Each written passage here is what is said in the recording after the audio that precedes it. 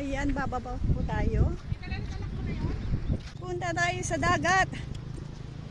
Late summer escapade. Late summer escapade tayo. So, andito tayo sa Blue Lagoon. Saan tayo magsasam... Ayan na tayo. Ito maganda mag-grounding. Yung tinatawag nilang grounding. Maglalakad ka sa buhangin. Ayan! Medyo malakas ang alon. Malamig ang tubig. Ang ganda.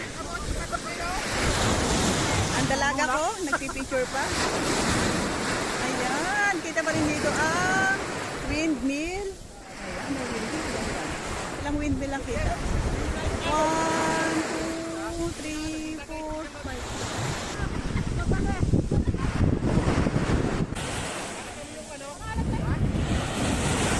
Ang alat daw, syempre, tubig dagat eh.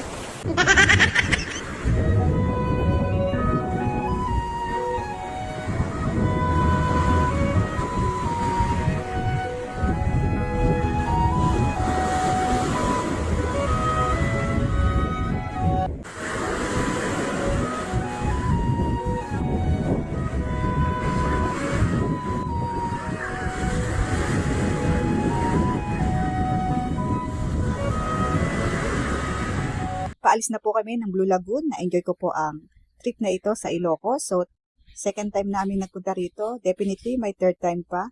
Dahil hindi ko pa nasusulit ang mga lugar na napuntahan namin dito. It's a memorable experience and unforgettable one.